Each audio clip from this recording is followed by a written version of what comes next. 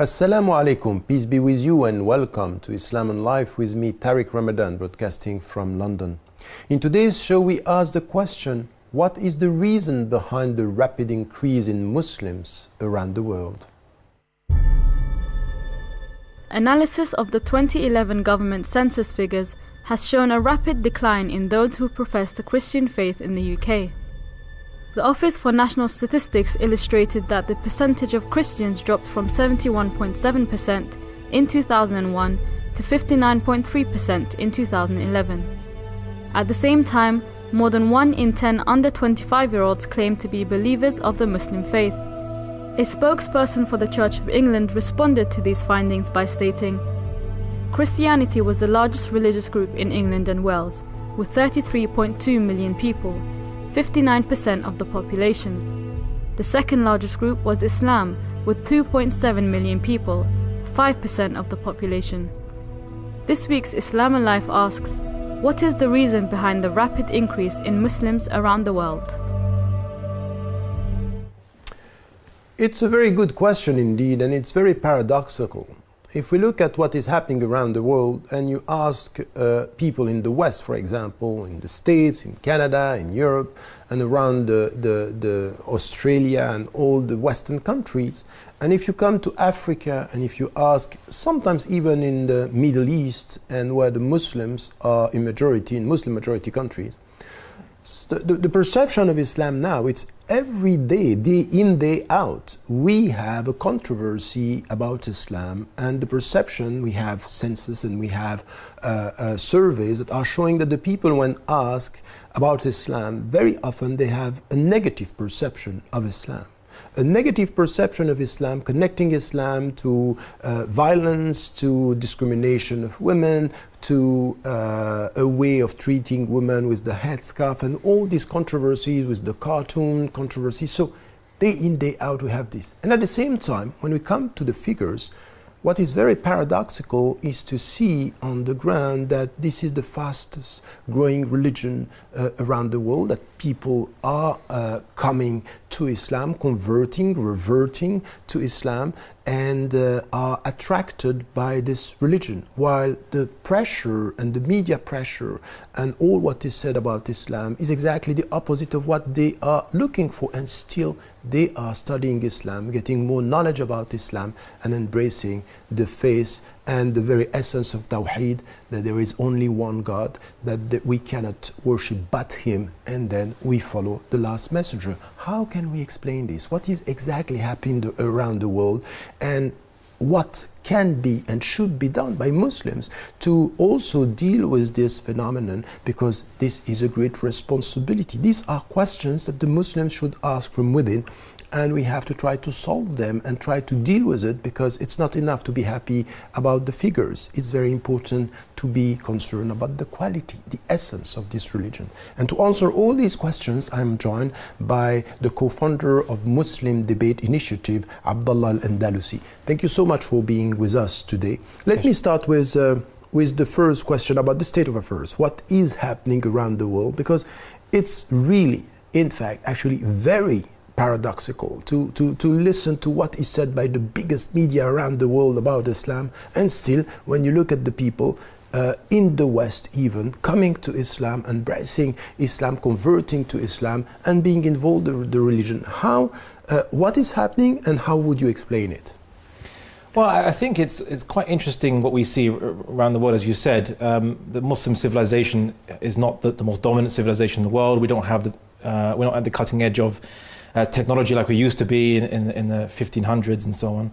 But what you're seeing is that despite colonialization, despite the fact that a lot of the culture that's coming into our countries is obviously from Hollywood and from Bollywood and a lot of this kind of very Western culture, Muslims are still affirming their faith. They're still choosing to be Muslim, and more people are joining the faith of Islam.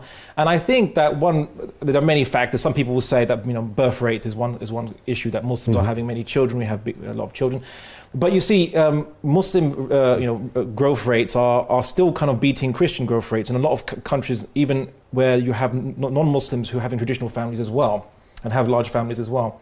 So birth rate isn't the only explanation. There is an explanation, which is, in essence, Islam has a spiritual and intellectual appeal to many people who embrace it. I mean, I myself, I'm a revert or convert to Islam. And many people like me, even in developed countries such as in the West, in England and America and so on, they are embracing Islam after a period of study, after being curious about the world, trying to question the norms and values of their society, and reaching a bigger truth. So I think that the most straightforward explanation is that Islam that does have a intellectual appeal. It's very simple, it's in its ideas, but very profound and very intellectually consistent. We don't have, rational inconsistencies or problems that we have to deal with like other faiths do. And at the same time, we have a very deep spirituality. And as I said, it's focused in the oneness of God. It's really absolute oneness of God. I think that kind of intrigues people. So I think these are some of the factors. So you said something which is important, and let us just focus on this for a while. When you said it's a simple religion, and the center, the axis, everything, the essence is based on the tawhid, the oneness of God, as you said. Yet, if we look at what is expected by the believers, women and men, it's quite demanding. 5 times a day you pray, 1 month a year you fast, and it could be very difficult. For example, in Europe these days is during summer, long day when you fast, where it's a demanding religion, simple as to the principles, demanding as to practice, as to daily practice, as to the way we have also to have a very strict ethical life. Because at the end, everything in Islam is not only about practicing the pillars and the rules or respecting them, it's also about the good behavior. It's also as to be a witness within the society. It's demanding, it's not an easy, and still you have people coming. What could be, why, we are in a society where what is celebrated is freedom, do as you feel, go ahead with consumerism, and then you have a religion saying, in fact, quite the opposite. And still, it's simple, demanding, and sometimes the opposite of which the lives you can get in the West. So why is it attractive? I mean, that's quite interesting, especially if you look at how you could say the media depicts converts to Islam, that there must have been some other reason. Maybe they convert to Islam because they wanted to get married, or they were going to get married to a Muslim, or maybe they convert to Islam because they had some mental problem, or they were disenfranchised with society, or a whole number of reasons.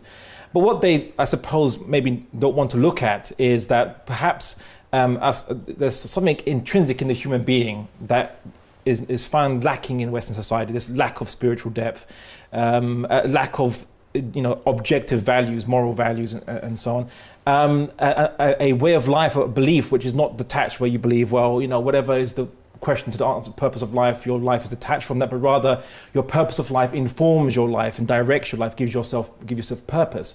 And values such as in the West, which you see this kind of hedonistic, some obviously hedonistic lifestyles.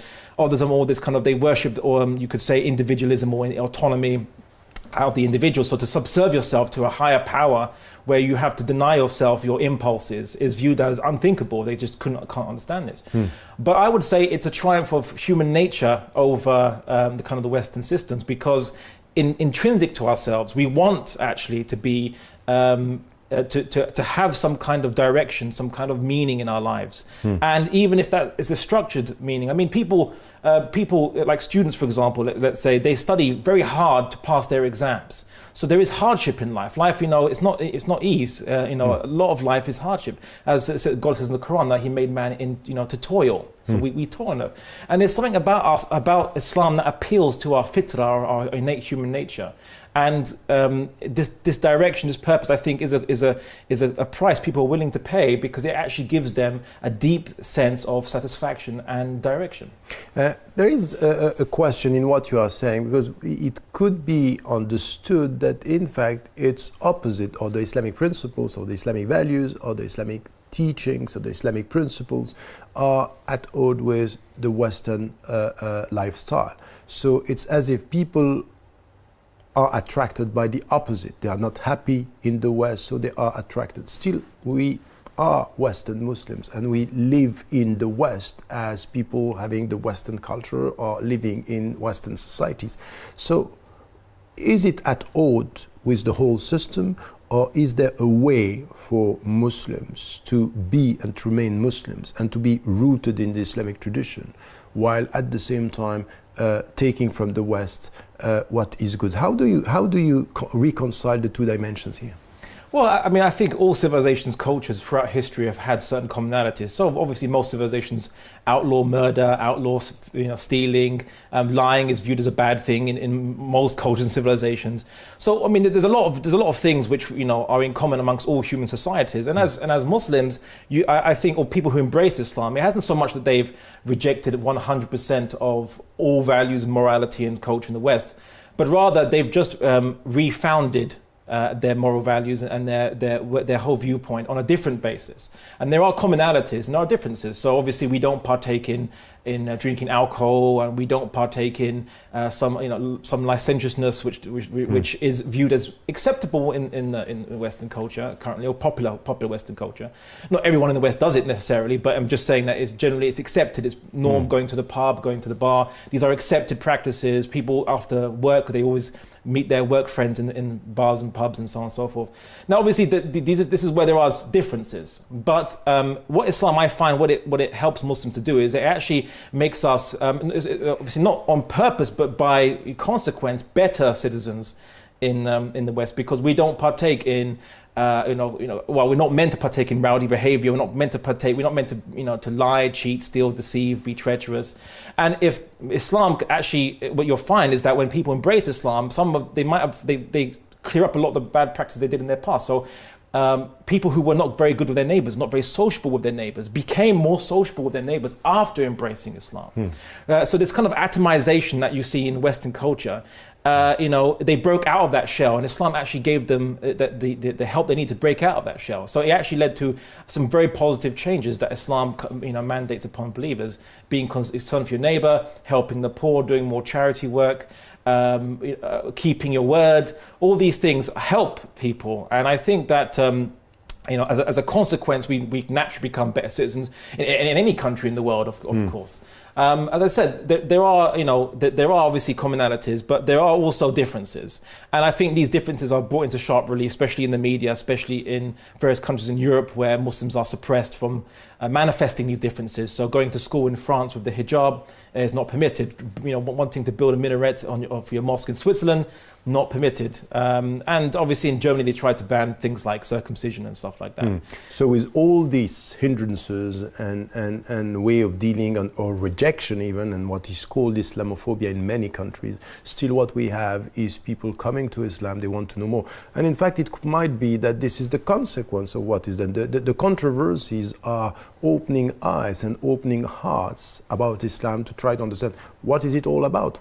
It happened after September 11, and now it's happening after many of the controversies. Many people want to say, okay, we might not know exactly what it is all about. We need to know more. So as you said, something which is important is more knowledge shows how much Islam is consistent in a rational way and have a very strong spiritual dimension that is important when we deal with contemporary problems within our society. I want to add one question to this one, because okay, that's fine. We can celebrate this, that people are entering, are converting, and Muslims are now millions around the world. Of course, more than 1.5 billion, what is said. We don't know exactly the number. And there are lots of Muslims in the West, and we might be happy with this. And still the numbers, as you said, normally they should be better citizens. Normally they should be the witnesses of what is good. This is what you said. We have values in the West, and the Muslims are the added value to the values, so making them alive. They should be like this. This is litakunu shuhada ala nas. This is what we are expecting from Muslims. Still, in jails now, what we have is, the percentage of people, Muslims in jail in all the Western countries, and mainly in France, in the Netherlands, in Britain, it's huge. So we still have this. So there is one problem here that we have to solve. And the other problem is that the numbers are not enough to celebrate the contribution of Muslims to the societies around the world. And it makes us remember what the Prophet, peace be upon him, said, that one day you will be lots of people, but you will be, as you know, exactly. So this is what you are going to be, and why? Because it's hubb dunya. You will love this dunya, this life, and you will be scared of dying. So how do you deal with this very spiritual dimension? The fact is that you have to deal with quality first. Well, I mean, that's always an issue, even with Muslims who haven't embraced the faith. So born Muslims, people born into it, they take it for granted. Many Muslims believe Islam, or they just encounter Islam as a set of almost cultural tick boxes that you must fulfill, and then you're considered to be a Muslim. And many Muslims who are born into Muslim families believe they know all there is to know about Islam, even though they've had just maybe a primary or even secondary education, but that might have mentioned Islam, including it, especially I'm referring to the Muslim world mostly. And unfortunately, the belief of Islam is misunderstood. It's not fully apprehended. And I suppose one of the benefits of, a convert becoming a Muslim is Muslims who embraced Islam from the West, we knew how to live by an idea. Usually the idea was the Western concepts such as obviously liberalism and individualism and so on and so forth. And we knew how to live by an idea. So when we embraced Islam, we knew how to, we took Islam as an idea and we embraced it comprehensively, like we did our previous ideology or belief or whatever. And I think that's something to teach the Muslims. I mean, I believe that when the European interacted with Islamic Spain, they learned from Muslims how to live by an idea. Obviously, they didn't take our idea, they made their own, but they learned how to live by an ideal. And I think this is what Muslims need to really master, is actually how to live by an ideal. Islam's not just a set of ritual practices which are empty or hollow. They actually have meaning, significance. There is it's a difference between just being a Muslim and ticking the boxes and actually directing your whole perspective of life through the lens of Islam. There's a very, very big differences. And I think a lot of attention should be paid to improving the quality of those who are Muslim and those who newly embrace Islam. There's a lot of support that new converts to Islam need. They're not getting that support.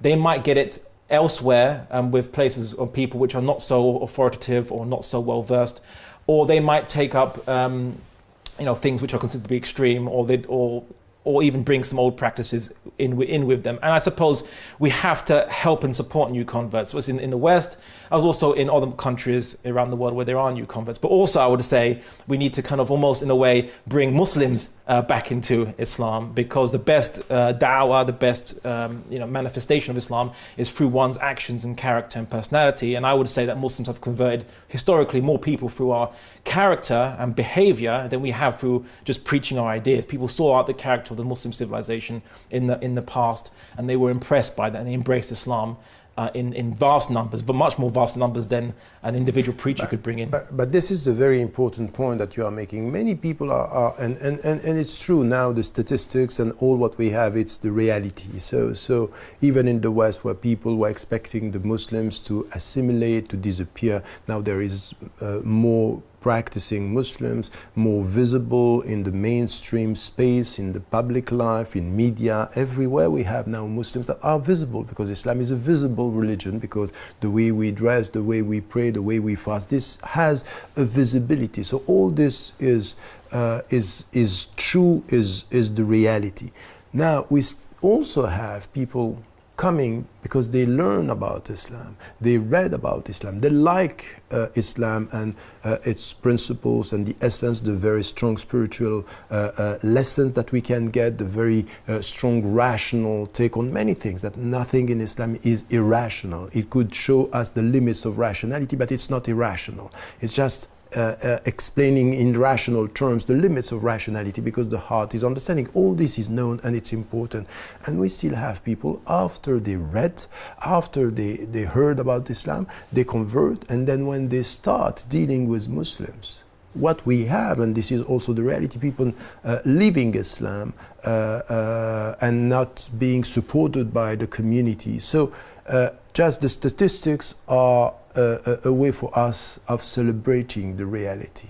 But the reality on the ground is a great responsibility. We should to be involved with this. And the entrance is wide open for people to enter, but the back door is also for people who are leaving. So how do we deal with this? How could be the steps for us to just to be at the level of the duties that are expected from Muslims to deal with this reality?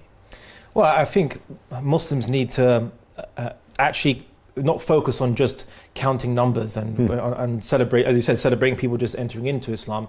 But a person becoming a Muslim is not just an individual making a choice. It's embracing a new community, entering into a new community. A lot of surveys have shown that new reverts or converts, I mean, although they don't break off contact with non-Muslim friends and so on, but their inner circle of friends drastically changes, becomes mostly Muslim, and they basically start to change their kind of culture a bit, adapt themselves to a different way of behavior, obviously with Islamic personality and characteristics and things like that. And you need to have a support group around you. You need to have a community where humans are not, these atomized individuals. We are social creatures, and we need to have society around us to help us, to reinforce us. Especially when you have, especially in Western countries, where you have societies feeding us different messages. So, images are showing, women in a different perspective than we would. When Islam views women as very noble, they would view women slightly differently, you could say, in terms of exploiting and so on. And it's showing very bad cultures, very bad mannerisms of, losing your temper, road rage, being impatient, running consumerist, materialistically focused. Muslims, especially convert Muslims, need a support mechanism that gives them an alternative to that. And that's vital. Otherwise, they will burn out after a while. They'll try to discipline themselves, but with the whole world against them and no one to support them, they'll burn out. And then they'll basically either, become non-Muslim, or they'll just become what you say, lapsed Muslims. And I think this is a big tragedy. Thank you so much. I think that this discussion is important, and as we said, the numbers are clear today. Islam is attracting people, and as you said, I think the most important thing, a simple religion with a very deep spiritual message, and not being against the rationality that is so important for us today, is not to act against our reason, but to reconcile heart, reason, and also a demanding life in spiritual terms. And this is also attractive in the West, where consumerism and the way we are dealing with entertainment could be a way to be lost in this world. So this reconciliation is important. The second thing that we said in this discussion is also about the numbers. We have to be very cautious, not to be obsessed and happy with the numbers. The quality is important, and as you said, quite importantly, to know the duties when people are entering Islam, that the way we have to be with them, to go along with them, to respect their choice, but also to help them not to be lost within this new community. And sometimes the Muslims are not doing this. They are happy when they enter, and they forget that they are among them in the world and in the community. And this is also something which is very important in the way we have to deal with it. It's a duty, it's a responsibility. Well, that's all we have time for. Please let us know your thoughts and views on any of the shows you have seen, and here is the way to contact us. Islam and Life welcomes your opinion. So please send us your suggestions as well as criticism on any of the shows you have seen or you would like to see. You can share your thoughts with the other Islam and Life fans, engage with debate and view past shows on our social media platforms. Tweet us at Islam and Life TV, or join us on Facebook by liking our page Islam and Life on Press TV, where you can share your thoughts with other Islam and Life fans, engage with debate and view past shows. Finally, I would like to thank my guest, Abdullah Al-Andalusi. Thank you so much for being with us today. And I hope to see you next week, inshallah.